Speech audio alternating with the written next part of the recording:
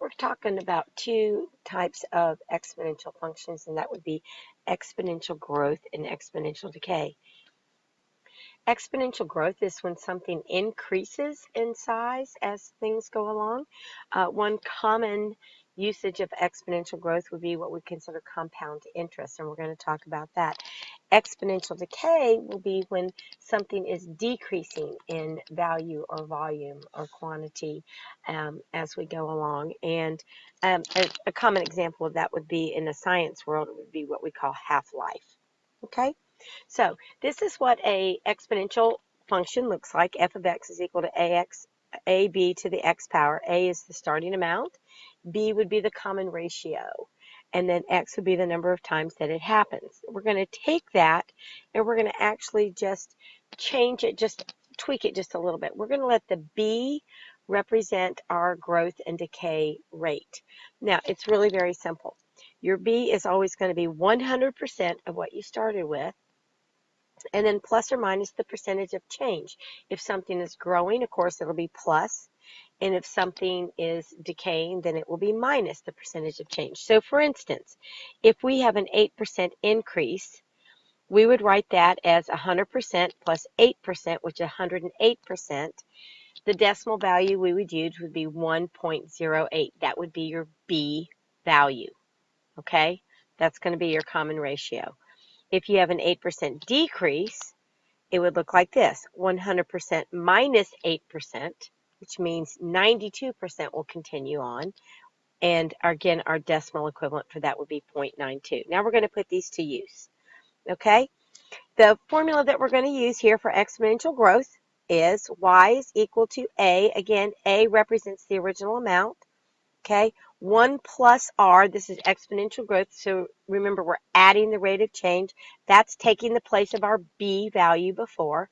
R represents the rate of growth, and then t is the number of times that it represents. Now, sometimes you will see an x there instead of the t, especially if you're going to be graphing it. Okay, but t represents time. For compound interest, okay, again, a represents the balance that we have, so that's my final answer. That would have been the y before. P represents the principal or the original amount. R represents the annual interest rate. Now, annual means per year. N represents the number of times it is compounded in 1 year. So if you have 8% interest and it's compounded twice a year, you take the 8% and divide it by 2, because they're not going to give you 8% each time. They're going to give you 4% one time, 4% the other time. Okay, and then t represents the time in years, and you'll notice that the n is multiplied times the t. If something happens twice a year, then you multiply 2 times the number of years. If something happens 4 times a year, then you multiply 4 times the number of years. Okay, and we'll talk about some of those words here in just a minute. The original value of a painting is $9,000, and the value increases by 7% each year. Write an exponential growth function to model this, then find the painter's value in 15 years. So pause your video and write your equation. Okay, so here's what it should look like. And then you can just tap this, put a 15 in here and tap it in your calculator, and you should get $24,831.30, I believe, or something close to that on your calculator. Okay, let's try the next one. These are all compound interest examples, and so I want you to look at these. If you have money that's invested compounded annually, then that means the n value is going to equal 1 in that formula, okay? If it is compounded quarterly, then the n is going to equal a 4, and if it's compounded monthly, then the n will equal a 12. And basically all you need to do is put those into the formula and solve them. So let me give you a minute to do these and then check your answers. Okay, take a look at these formulas here. This one I divided by 1 and multiplied by 1, so I really didn't have to do anything, and this is what I got on the calculator. Here, since it was quarterly, we divide the 2%, the 0.02, by 4. And for 3 years, we multiply 4 times 3, so that's to the 12th power. It happens 12 times in those 3 years.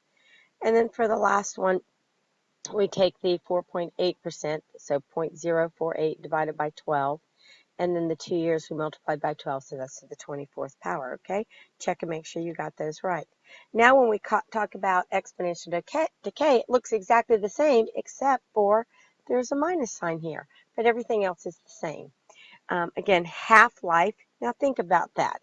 Half of something means that half of it stays, half of it goes away. Half is 50%. So in half-life, this value right here is always 100% minus 50%, which leaves you with 50%, thus the word half-life. Okay, and here's some examples. The population of a town is decreasing at a rate of 3% per year. In 2000, there were 1,700 people. Write an exponential decay function to model this situation. Again, pause the video and do that. It should look something like this. Y is equal to 17,000, and it's going to be 1 minus 0.03 to the x power to the t power, or you can write it 17,000. I'm saying 17,000, 1,700. 0.97 to the x power. Okay, now the tricky part is getting the answer that they wanted. If this was the starting spot in year 2000, then year 2015 would be 15 years from now. So we would put this value into our calculator, and we would get 1,076.53. And again, we're talking about people here, so this makes this realistic. 1,077 people in the year 2015. Now for half-life. Astane 218, which I have no idea what that is, has a half-life of 2 seconds. That means every 2 seconds, half of it goes away. Find the amount left from a 500-gram sample of Astane 218 after 10 seconds. So again, what do we start with? We start with 500 grams. We know that this value here is going to be 0.5. And then how many 2-second periods are there in 10 seconds? 5. Okay? And then we're going to put that into our calculator. And that would be 15.625 grams left after 10 seconds. Okay? And that's it.